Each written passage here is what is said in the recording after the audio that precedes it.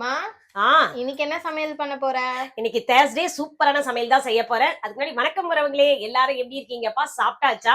நம்ம லஞ்ச் வீடியோக்கு நிறைய பேர் ஆதரவு கொடுத்துருக்கீங்க. ஆதரவு கொடுத்த எல்லாருக்கும் ரொம்ப ரொம்ப நன்றிப்பா.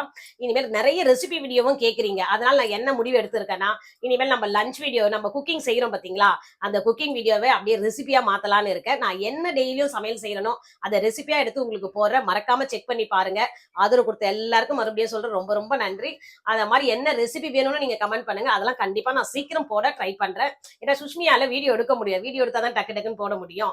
எடுத்து இனிமேல் நாங்க ரெகுலரா வீடியோ போட பாக்குறோம். இப்போ இன்னைக்கான லஞ்ச் என்னன்னு பார்க்கலாம் வாங்க. இன்னைக்கு என்ன சமையல் செய்ய போறோம் பாத்தீங்கன்னா, கீரை கடையல். கீரை வந்து பருப்பு போட்டு கடைய போறேன். கத்திரிக்காய் முருங்காய் வந்து தொக்கு மாதிரி செய்ய போறேன். அதுக்கப்புறம் வறுவலுக்கு பாத்தீங்கன்னா சேப்பங்கிழங்கு வறுக்க போறேன். கீரை கடையல் செய்யறதுக்கு ஃபர்ஸ்ட் குக்கர் வச்சிருக்கேன்.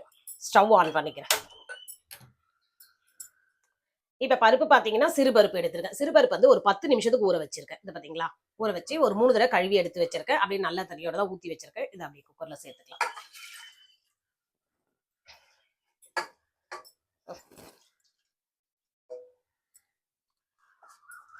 தோரம் பருப்போட சிறுபருப்பு போட்டு கீரை கடையல் செய்ய சொல்ல அதோடைய டேஸ்ட் வந்து ரொம்பவே சூப்பரா இருக்கும். அதனாலதான் இன்னைக்கு சிறுபருப்பு எடுத்திருக்கேன் நான்.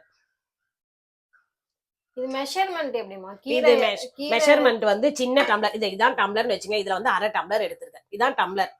ஏன்னா நம்ம 3 பேர் தான் சாப்பிட போறோம். மதியம் ஒரு வேளைக்கு தான் கீரை வச்சுக்க போறோம். அதுக்காக வந்து 3 பேரு சாப்பிடறதுக்கு இந்த டம்ளர் பாத்தீங்களா, குட்டி டம்ளர்ல 1/2 டம்ளர் சிறுபருப்பு எடுத்திருக்கேன். அது ஊர்ன உடனே இவ்வளவு வந்திருக்கு உங்களுக்கு. இப்ப இது கூட வந்து பாத்தீங்கன்னா ஒன்னொன்னா போட்டுக்கலாம். இந்த பாருங்க, ஒரு சின்ன வெங்காயம் கட் பண்ணி வச்சிருக்கேன். ரஃபா தான் கட் பண்ணிருக்கேன். தக்காளி வந்து 3 போட்டிருக்கேன். கொஞ்சம் புளிப்பா இருந்தா கீரை நல்லா இருக்கும் அப்படின்னு சொல்லிட்டு காரத்துக்கு 2 பச்சை மிளகாய் போட்டிருக்கேன். 4 பல்லு 5 பல்லு பூண்டு எடுத்து வச்சிருக்கேன். இதுதான், இதெல்லாம் ஒன்னா சேர்த்துக்கலாம்.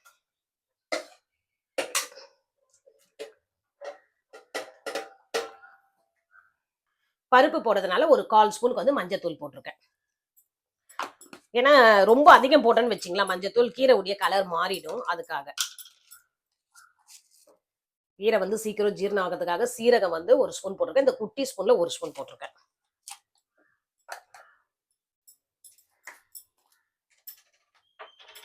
இதே குட்டி ஸ்பூன்ல வந்து ஒரு 1/2 ஸ்பூனுக்கு வந்து பெருங்காயத்தூள் போட்டிருக்கேன்.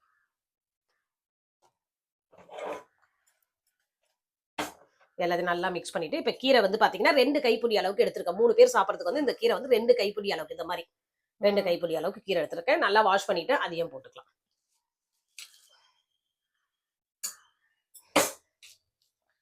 கீரையிலே அதிகம் தண்ணி வரும். அந்த தண்ணியே போதும். எப்படின்னா இந்த டம்ளர்ல 1 டம்ளர் தண்ணி வச்சிருக்கேன். இதுல வந்து 1 டம்ளர் தண்ணி வச்சிருக்கேன். அது அளவு. எல்லாத்தையும் நல்லா மிக்ஸ் பண்ணி விட்டுட்டு இப்ப மூடி போட்டு ஒரு விசில் விட்டு, ஒரு விசில் வந்து சிம்ல வச்சு மெதுவா இன்னொரு விசில் வரணும். 2 விசில் போதும் கீரைக்கு. ஓகே, இப்ப குக்கர் போட்டு மூடி வச்சிடலாம். இப்ப கீரை வந்து விசில் வந்த பிறகு, அது ஸ்டீம் போன பிறகு அதை அரைச்சு கீரையை கடைஞ்சி தாளிக்கணும். அதுதான். அது வரைக்கும் வந்து நம்ம இப்ப வந்து கத்திரிக்காய் முருங்கக்காய் தொக்கு பார்க்கலாம் எப்படி செய்யறதுன்னு.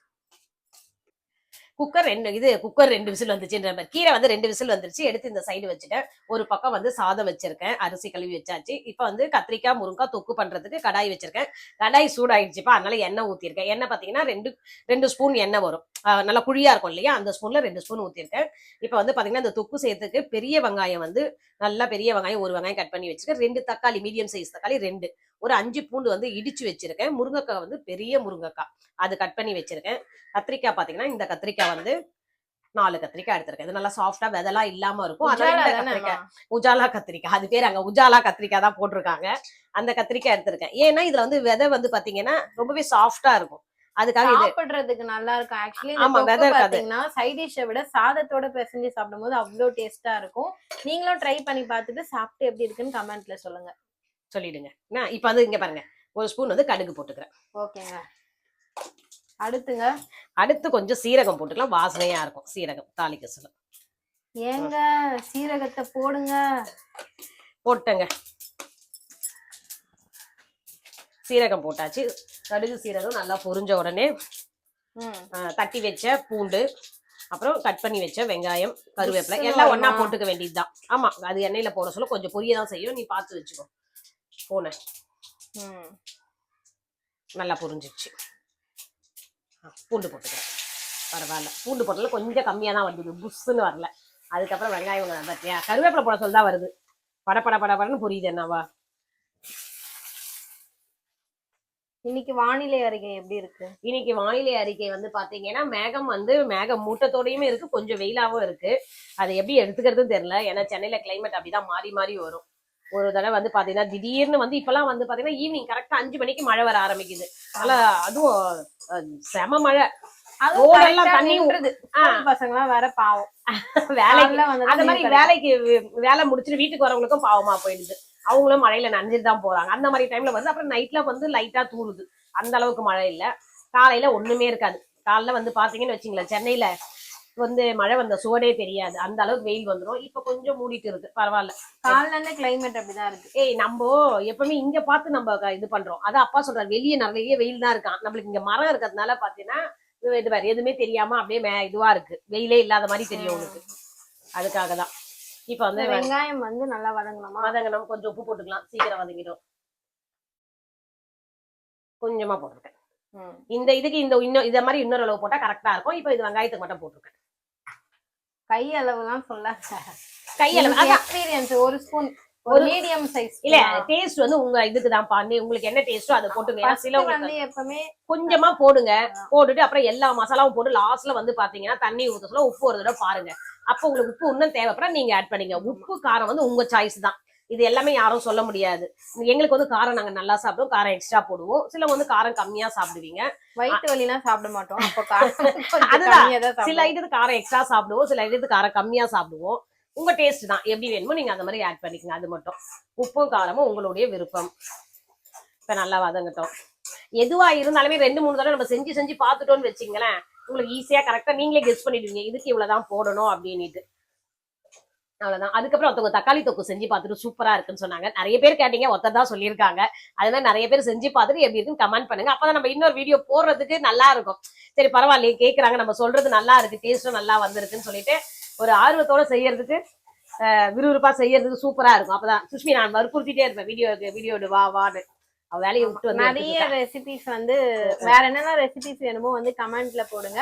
அதே மாதிரி லஞ்ச் மெனுவும் வந்து கமெண்ட்ல போடுங்க. நீங்க சொல்ற லஞ்ச் மெனுவை நெக்ஸ்ட் டைம் நம்ம வந்து ட்ரை பண்ணலாம். இந்த மாதிரி தொக்கு ஐட்டம், இந்த வறுவலுக்கு இதுக்கெல்லாம் கொஞ்சம் எண்ணெய் எக்ஸ்ட்ரா ஊத்தினாதான் நல்லா இந்த எண்ணெயிலேயே வதங்கி வர சொல்ல டேஸ்ட் வந்து ரொம்பவே நல்லா இருக்கும். அதுதான் காரணம். மற்றபடி எண்ணெய் கொஞ்சம் கம்மி ஆயிடுச்சுன்னு வச்சுங்களேன், எல்லாத்துடைய அந்த ராஸ்மல் அப்படியே தெரியற மாதிரி இருக்கும். அதுக்காக தான் கொஞ்சம் எண்ணெய் எக்ஸ்ட்ரா ஊத்துறது. ஓகே, இது ஒரு சின்ன குட்டி டிப்ஸ். ஆமா, இது டிப்ஸ் வந்து நீங்க தெரியாதவங்க யூஸ் பண்ணிக்க. நிறைய பேர் சமையல் செய்யறவங்க எல்லாருக்குமே இது தெரியும். புதுசா பாக்குறவங்களுக்கு தான் இது எல்லாமே சொல்றது. ஆல்ரெடி எல்லாமே தெரிஞ்சவங்க வந்து உங்களுக்கு எல்லா டிப்ஸுமே தெரியும், எதுவும் சொல்ல வேண்டியது. புதுசா பாக்குற இந்த பேச்சுலர் இப்பதான் புதுசா கத்துக்கிறாங்க சமையல், அவங்களுக்காக மட்டும்தான் இது. ஓகேவா, நீங்க நோட் பண்ணிக்கங்க. இதை பத்தி கோல்டன் ப்ரௌன் வந்துருச்சு. ஓகேவா, இந்த நேரத்துல நம்ம கட் பண்ணி வச்ச தக்காளி போட்டுக்கலாம். தக்காளி எல்லாம் அதுக்கு முன்ன ஆயாலாம் என்ன பண்ணுவாங்கன்னா, இந்த 2 தக்காளி தானே இப்படியே எடுத்து கத்திலாம் அப்படியே பிழிஞ்சு விட்டுருவாங்க. ஏன்னா அந்த அளவுக்கு அது சாஃப்டா பழமா நல்லா இருக்கும். இப்ப இந்த தக்காளி நம்ம பிழிஞ்சோன்னு வச்சுக்கலாம், நம்ம கட்டை விரல இழந்துட வேண்டியதுதான். ஏன்னா அவ்வளவு தோல் வந்து ரொம்ப ரஃப்பா இருக்கு அதுக்கு. அதனால நம்ம கட் பண்ணி தான் போடணும் இப்பெல்லாம். அதுவே எது எடுத்தாலுமே இந்த மாதிரி கீரைக்கு கூட என்ன பண்ணுவாங்கன்னா முழுசாவே போட்டுருவாங்க எதுவா இருந்தாலும். அப்போ ஏன்னா அவங்க கல்ச்சடியில கடைவாங்க, அப்ப அது ஒரு நல்லா இருக்கும், கடைஞ்சிடும் எல்லாமே. நம்ம இப்ப கல்ச்சடிலாம் கடைய முடியாது. இப்ப தக்காளி வதங்கணுமா? ஆமா, இப்ப இதுக்கு தக்காளி நல்லா வதங்கணும். தக்காளியும் நல்லா வதங்கிடுச்சு. இந்த நேரத்துல வந்து கட் பண்ண முருங்கைக்காவை போட்டுக்கலாம். கத்திரிக்காவும் கட் பண்ணி வச்சிருக்கேன். நல்லா பாருங்களேன், சூப்பரா ஃப்ரெஷ்ஷா இருக்கு கத்திரிக்காய். சீக்கிரமா இது எண்ணெயிலேயே வதங்கிடும் இந்த கத்திரிக்காய். சாதம் பொங்குது, அதை ஸ்லோ பண்ணிக்கலாம். இது ஒரு 2 மினிட்ஸ் எண்ணெயில வதங்கணும். அதுக்கப்புறம் தான் நம்ம காரத்துக்கு எல்லாம் சேர்க்க வேண்டியது. இப்ப கீரைக்கு வந்து அந்த ஸ்டீம் போயிடுச்சான்னு பார்த்துட்டு ஸ்டீம் எடுத்துட்டு ஓபன் பண்ணி, நான் வந்து ஆல்ரெடியே 3 தக்காளி போட்டிருக்கேன்ப்பா. அதனால நான் வந்து புளிப்புக்கு பாத்தீங்கன்னா இந்த மாதிரி 1 இன்ச்சு ஒரு இது இஞ்சி எடுப்போம் பாத்தீங்களா, ஒரு துண்டு இஞ்சி, அந்த மாதிரி அந்த அளவுக்கு புளி எடுத்திருக்கேன். நீங்க தக்காளி ஒரு தக்காளி கம்மியா போட்டீங்கன்னா ஒரு சின்ன நெல்லிக்காய் சைஸ் புளி போட்டுக்கலாம். இந்த குட்டி நெல்லிக்காய் வரும்ல, அந்த சைஸ் போட்டுக்கலாம். இப்ப இதை கலரி விட்டு கொஞ்ச நேரம் சுட தண்ணியிலே அப்படியே இருக்கட்டும். அதுக்கப்புறம் ஆறுன பிறகு நம்ம ஜார்ல போட்டு அரைச்சி எடுத்துக்கலாம். ஓகே,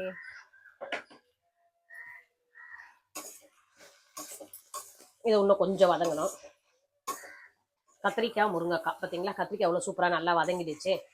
இந்த கத்திரிக்காய் சாஃப்டாக வதங்கிடும். இந்த நேரத்தில் வந்து பார்த்தீங்கன்னா 1/2 ஸ்பூன் மஞ்சள்தூள். நான் எல்லாமே இந்த அளவு தான்ப்பா வச்சிருக்கேன். இந்த குட்டி ஸ்பூன்ல தான் போடுவேன். அப்போ நீங்கள் பெருசாக இருந்தால் இந்த அளவுக்கு வரா மாதிரி கம்மி பண்ணிக்கோங்க. இதுக்கு வந்து காரத்துக்கு ஒரு 1/4 ஸ்பூன் வந்து நம்ம வீட்லயே அரைச்ச குழம்பு மிளகாத்தூள். இந்த குழம்பு மிளகாத்தூளே எல்லாமே போட்டு அரைச்சிருக்கேன். மிளகு, சீரகம் எல்லாமே நான் இது ஆல்ரெடி இந்த வீட் ஆமா தனியா, அப்புறம் பெருங்காயம் எல்லாமே இருக்கு. ஒரு 13 ஐட்டம் போட்டு அரைச்சிருப்பேன். இந்த வீடியோ வந்து ஆல்ரெடி எடுத்திருக்கோம். நீங்க குழம்பு மிளகாத்தூள் எப்படி அரைப்பதுன்ட்டு அதை பாருங்க, அந்த வீடியோ பாருங்க. நீங்களும் வேணா டிஸ்கிரிப்ஷன்ல அந்த வீடியோட லிங்க் கொடுக்குறேன், செக் பண்ணி பாருங்க. நம்ம போட்ட வந்து மிளகாத்தூள் வந்து பச்சை வாசனை போற அளவுக்கு நல்லா வதக்கிட்டு, இங்க பாத்தீங்களா நல்லா வதங்கினாலும் எண்ணெய் பிரிஞ்சு வந்திருக்கு. இந்த நேரத்துல வந்து இந்த காய் முழுகுற அளவுக்கு தண்ணி ஊற்றிக்கலாம். முருங்கைக்காய் நல்லா வேகணும், அதுக்காக தான். இப்போ உப்பு சேர்த்துக்கிறேன். நீங்க வந்து உப்பு காரம் பார்த்துட்டு சேர்த்துக்கங்க, எவ்வளவு வேணுமோ அதுக்கு ஏத்த மாதிரி சேர்த்துக்கங்க. அவ்வளவுதான். மூடி போட்டு ஒரு 5 நிமிஷம் நல்லா கொதிக்க விட்டு அதுக்கு திக்காகும். அப்பப்போ தட்டு எடுத்துட்டு கலரி கலரி விடணும்ப்பா. திக்கான பிறகு இறக்கிடணும். இப்ப மூடி வச்சிடலாம். அவ்வளவுதான். சாதம் வடிச்சாச்சு. சாதம் வடிக்க சொல்லி இந்த 1 டம்ளர் சாதம் வடிச்ச தண்ணி எடுத்திருக்கேன். ஏன்னா சுஷ்மி கால்ல இருந்து எதுவுமே சாப்பிடல, வெறுமனே அவ அந்த ராகி கஞ்சி மட்டும் தான் குடிச்சா. இந்த மாதிரி குடிக்க சொல்ல அவளுக்கு எனர்ஜியா இருக்கும், இந்த கேர் எல்லாம் வராது. அந்த மாதிரி யாராவது குழந்தைங்களுக்கு இல்ல உங்களுக்கே நீங்க கிச்சன்ல வேலை செய்ய சொல்ல ரொம்பவே தலை சுத்துற மாதிரி கேரா இருந்தது வச்சுங்க, இந்த மாதிரி சாதம் வடிச்ச தண்ணி உப்பு போட்டு குடிங்க, ரொம்பவே நல்லது, நல்லா இருக்கும். ஆனா சுகர் இருக்கவங்க குடிக்கவே கூடாது. மத்தபடி நார்மலா இருக்கும் எல்லாரும் குடிக்கலாம். ஆமா, சுகர் இருக்கவங்க குடிக்க கூடாது. நாங்க ஒயிட் இது வெள்ளை சாப்பாடே சாப்பிடக்கூடாது. அதுக்குதான் ராகில இந்த மாதிரி மில்லட் வகை இதெல்லாம் தான் சாப்பிடணும். அதனால அவங்க மட்டும் அவாய்ட் பண்ணிடுங்க. மத்த எல்லாருமே நீங்க குடிக்கலாம், எனர்ஜி இருக்கும், நல்லா இருக்கும்.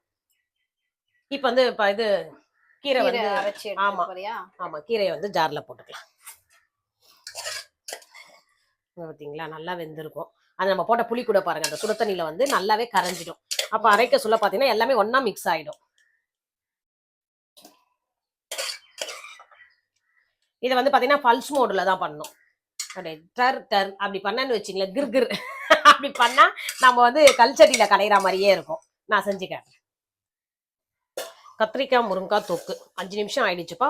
நடுவுல 2 தடவை கலரி விட்டு எடுத்துட்டு இப்ப பாத்தீங்களா சூப்பரா கிரேவி ஆட்டம் தொக்கு எப்படி வந்திருக்கு பாருங்க, எண்ணெய் பிரிஞ்சு வரும். இதுதான், இதோடய ஆஃப் பண்ணிக்கலாம். சாதத்தோடு போட்டு சாப்பிட சொல்ல அவ்வளோ டேஸ்டா இருக்கும். எப்பவுமே இந்த கத்திரிக்காய் முருங்கைக்காய் இந்த காம்பினேஷனை வந்து அடிச்சிக்கவே முடியாது. சாம்பார் வச்சாலும் சூப்பரா இருக்கும், தொக்கு பண்ணாலும் சூப்பரா இருக்கும், குழம்பு வச்சாலும் சூப்பரா இருக்கும், குருமா கூட வைக்கிறாங்க, அதுவும் சூப்பரா இருக்கும். அவ்வளவுதான். இது இப்போ கருவேப்பிலை போட்டு ஆஃப் பண்ண வேண்டியதுதான்.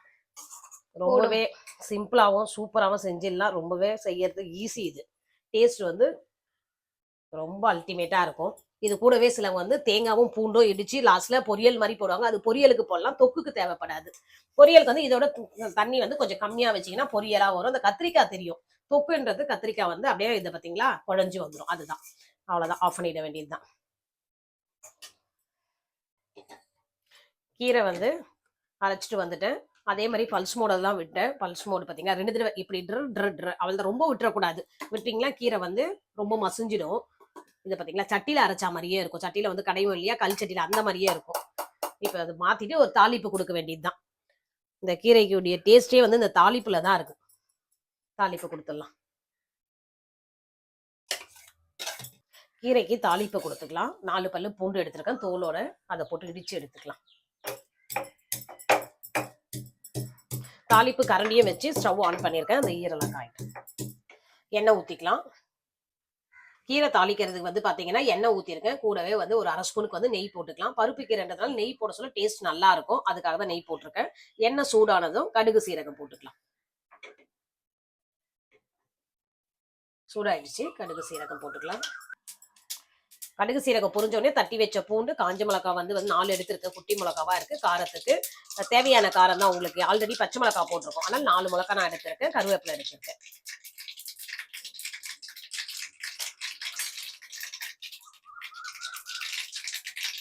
பொரிஞ்சிச்சு, பூண்டு போட்டுக்கலாம். கடுகு, காஞ்ச மிளகா போட்டுக்கலாம். ஸ்டவ்ல இருந்து எடுத்துட்டு நம்ம வந்து கருவேப்பிலை போட்டுக்கலாம். அப்படியே பொரியும் அது.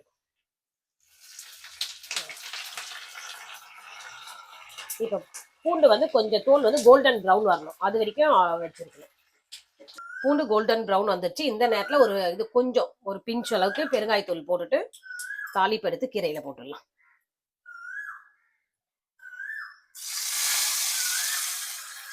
நல்லா இது போட சொல்லி நல்லா வாசனையா இருக்கும். இந்த நேரத்துல கொஞ்ச நேரம் அப்படியே விட்டுட்டு அதுக்கப்புறம் நம்ம கீரையில எல்லாமே சேர்த்து கலரி விடலாம். கீரை கடைகள் சூப்பரா ரெடி பண்ணி வச்சுட்டேன். இது பாத்தீங்களா, தாளிச்சு ஊத்திருக்கேன். கத்திரிக்காய் முருங்காய் தோக்கும் அல்டிமேட்டா ரெடி ஆயிருக்கு. இது பாத்தீங்களா, சூப்பரா வந்திருக்கு. அவ்வளவுதான்ப்பா, ரொம்பவே ஈஸி மெத்தட்ல தான் சொல்லி கொடுத்துருக்கேன். எல்லாமே செஞ்சு பார்த்துட்டு எப்படி இருக்குன்னு கமெண்ட் பண்ணுங்க. இதோட நெக்ஸ்ட் வீடியோல பார்க்கலாம். மறக்காம ரெசிபி வேற என்ன ரெசிபி வேணும்னு சொல்லிட்டு மெசேஜ் பண்ணுங்க. அப்படியே வீடியோ பிடிச்சிருந்தா லைக் பண்ணுங்க, ஷேர் பண்ணுங்க, சப்ஸ்கிரைப் பண்ணுங்க. நெக்ஸ்ட் வீடியோல பார்க்கலாம். பாய். பாய்.